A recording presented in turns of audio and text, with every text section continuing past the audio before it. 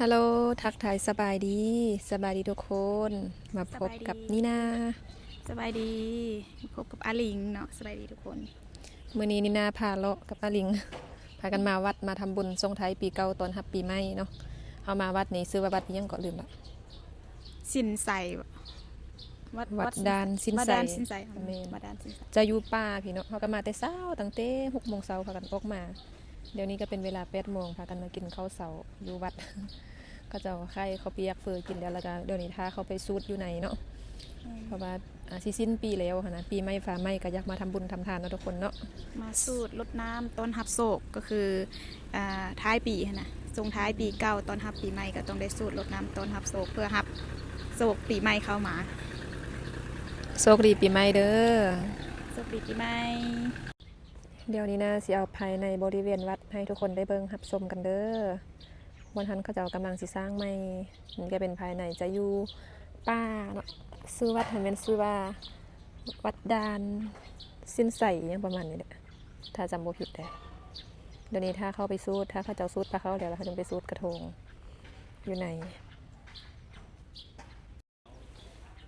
อันนี้ก็เป็นภายในวัดเด้อวัดกะค่อนข้างจะกว้างขวางบนนี้เขาเจ้าสิเฮ็ดใหม่เข้ามานี่ก็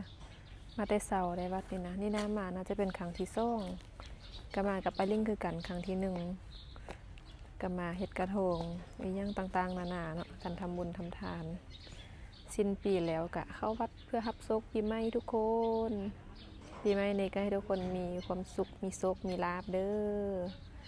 มื้ออื่นก็วันที่31แล้วสิไปเข้าดาวอยู่ไสอาลิงเอ้ย มาเข้าดาวนำกันบ่มื้ออื่นเข้าป่าอาลิงนะ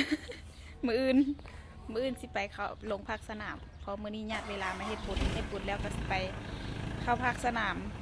คันเป็นไปได้คิดว่าต้นพักสนามตัวนั้นอยู่ใกล้ๆเมืองเฟืองยังเป็นไปได้บางทีก็ส่วนทีมงานจะไปเข้าดาวอยู่เมืองเฟืองเป็นตะมวนอยู่นี่นาแท้เข้าดาวอยู่นำแม่แล้วก็อยู่ห้องคั่นแหละเฮ็ดหยังกินอยู่ห้องแต่ว่าอันทีมงานเขาเจ้าบ่ค่อยเฮ็ดเรื่องแบบนี้นะก็คิดว่าคือสิยากคือสิบ่ได้เข้าดอกปีนี้บ่ได้เล่นนำกันสำเนาะเข้าดาวปีนี้ก็ได้เฮาเพิ่นก็คนเวียกหลายหั่นนะมีเวียกเดินทางทุกมื้อแม่นชัวร์สิได้ญาติเวลามามื้อนี้เมื่อวานนี้ก็มาฮอดอันเวียงจันทน์ก็ประมาณ2โมง3โมงเช้าหั่นนะวันนี้ก็เริ่มมาเฮ็ดเวียกเริ่มมาเฮ็ดบุญแล้วมื้ออื่นก็เดินทางจังได๋ก็โชคดีปีใหม่แม่นช่วงนี้เลยบ่ได้เห็นลงคลิปโชคดีปีใหม่เด้อทุกคน FC ทุกคน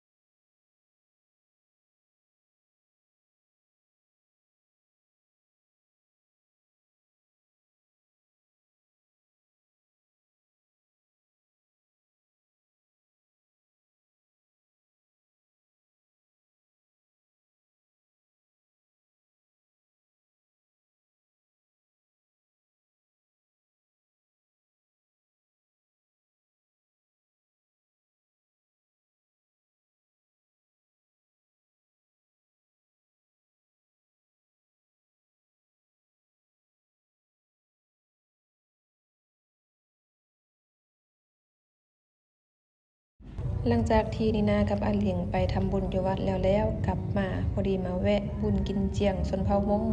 บุญโนเปเจ้าบอกเขาเจ้าเอิ้นนะพอดีเป็นทางผ่านที่ว่ากลับจากวัดมาเฮาสองคนก็เลยมาแวะเบิ่ง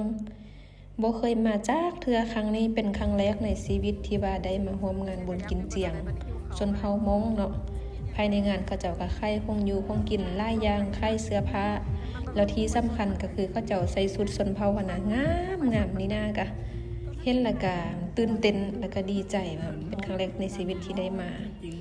เบิ่งแม่สุดอันชนเผ่าเขาเจ้ามีแต่สุดงามๆเป็นตาแพงแล้วเขาเจ้าคนผิวขาวน่ะใส่ละสะอ่อนอันนี้เอิ้นว่าห่อข้าวปลาเด้อเป็นข้าวปลาข้าวเหนียวที่ว่าเขาเจ้านึ่งแล้วเอามาตำให้มันละเอียดแล้วก็เอามาข้างไฟกินนี่นะมากเคยกินสมัยตะกี้ตอนยำหน่อยแล้วมาเทื่อนี้เห็นเขาเจ้าขายก็เลยว่าแวะซื้อกินลองเบิ่งจะมีทั้งซี่ข้าวแล้วก็ซี่กำเนาะข้าวกับข้าวกำเด้ออันนี้ก็คือปิ้งสุกแล้วก็เอามาจ้ำกับนมข้นและน้ำอ้อยอันเคี่ยวแล้วหันก็ได้พวกเจ้าข้าวปลานี่ก็เป็นเอกลักษณ์ของชนเผ่ามงจะมีเฉพาะเทศกาลบุญกินเจียงเท่านั้นเนาะเขาเจ้าจะเฮ็ดแล้วก็เอามาขายอยู่บ้านของนีนาแถวบ้านก็มีอยู่เนาะแต่ว่าอยู่พุ่นเขาเจ้าก็เฮ็ดแล้วก็เอามาแจกกันนะคะพี่ให้น้องกินนีนาก็โดนบ่ได้กินมา2 5ซื้อก็บ่เห็นแล้วพอดีมาบุญกินเจียงเท่านี้เรามาเห็นก็เลยว่าซื้อนีนาซื้อประมาณ10 อันแต่เอามาฝากแม่เพราะว่าแม่ก็มากินเข้าไปก็หอมจะหอมจะแซ่บข้าวอันปลาแท้จะบ่ได้มีรสชาติยังจะหอมกินเขาแต่ว่าเราต้องเอามาจ้ำกับนมข้นหรือว่าน้ำอ้อยก็ได้มันจึงแซ่บหวานนี่ก็พากันมานั่งอยู่โต๊ะกินอาหารได้สั่งตำมากินเพราะว่าเป็นช่วงเวลาตอนช่วยพากันหิวข้าวตั้งแต่ไปวัดก็กินอันข้าวเปียกถ้วยเดียวมาฮอดพี่กะ12 โมงละหิวข้าวพากันสั่งตำมานั่งชมบรรยากาศในงานของเขาเจ้าก็ปีนี้ก็ถือว่า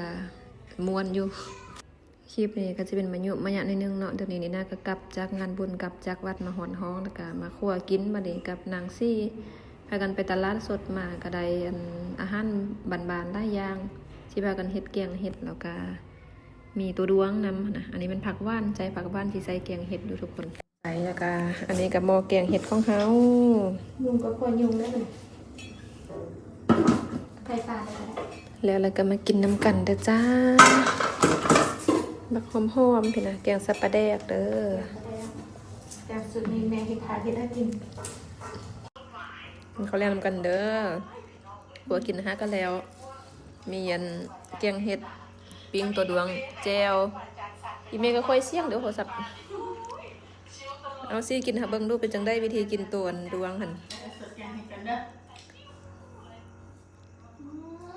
ของโปรดคนใดอาหารบานๆจังซี่อาหารแปลกๆอาหารบานๆจับเกลือก่อน